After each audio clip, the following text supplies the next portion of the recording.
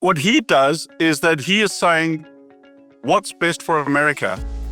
Are American imports with zero consequences good for America? Take profits on the big boys and look for the unloved equities. Boeing won't be going bust. So you've got the opportunity to buy one company that will always be bailed out, event that every government wants. It wants its people to make money and the markets to grow.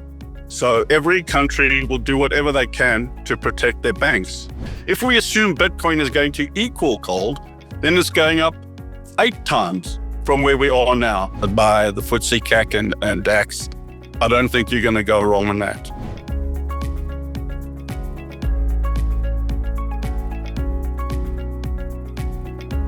President Trump, he sort of challenged the orthodoxy. Has he changed the way that you think about the financial markets as well?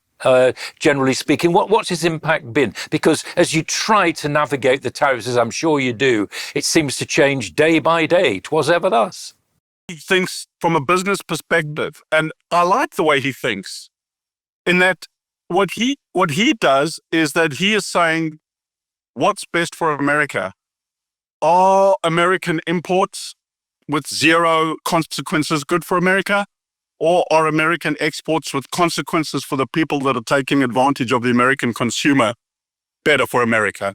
And my opinion is that the American investor pays over the odds for assets and pays over the odds for goods, because in essence, America is being punished. Every single time you buy a pair of Nike shoes which are made in Vietnam, you're taking jobs away from Americans. He came into power promising to bring in jobs, and that's what he's doing.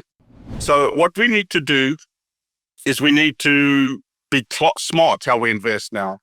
So I would start rotating, actually. AI, I love AI, but I would only be buying it on dips.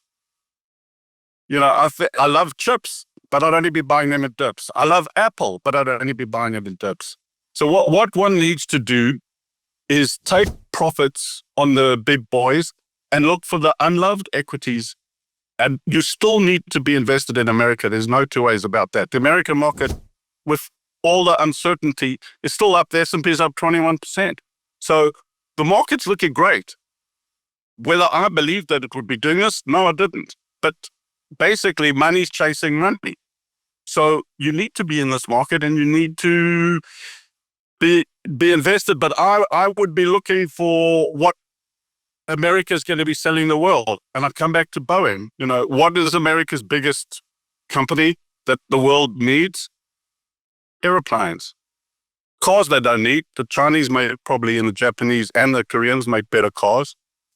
Electronics. At the moment, the Europeans, the Asians, they're pretty damn good with their electronics. They've got a backlog of 5,900 planes odd. They've got, sure, at the moment they're having industrial disputes with their military wing, but those will be resolved.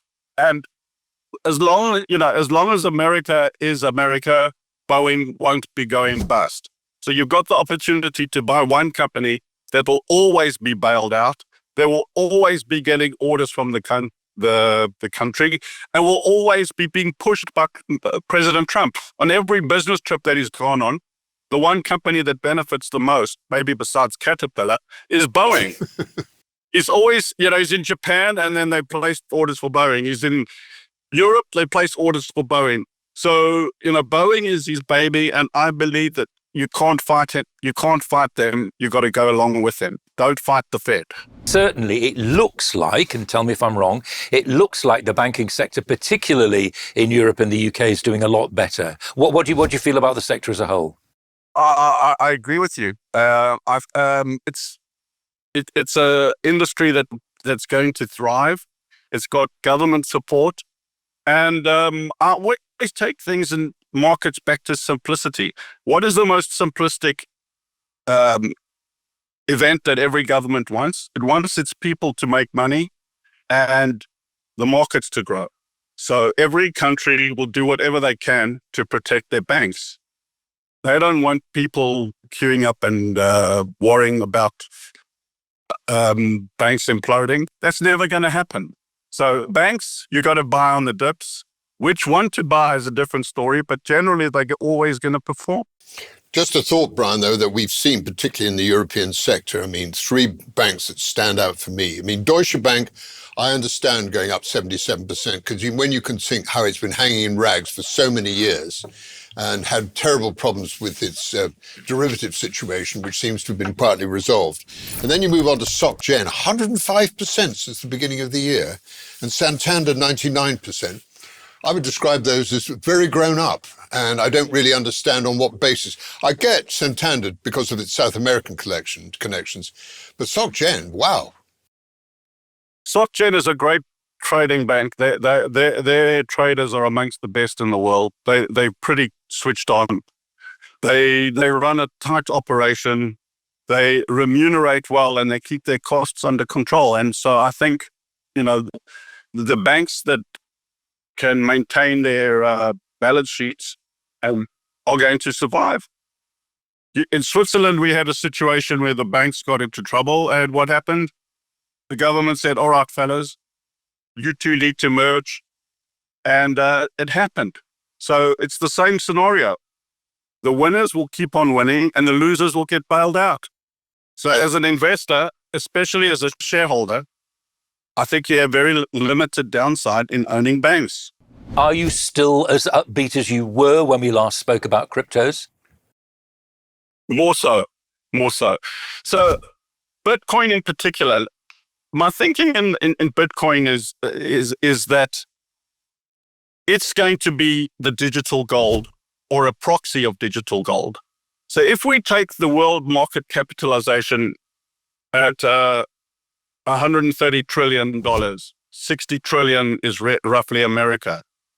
And we assume that the market cap of all gold at the moment is 12 trillion.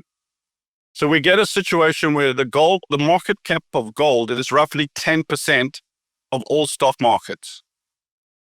The market cap of Bitcoin is 2 trillion. So if we assume that Bitcoin is going to be half the value of gold, we have a Bitcoin at the moment at 115, should go up 3 times to 450.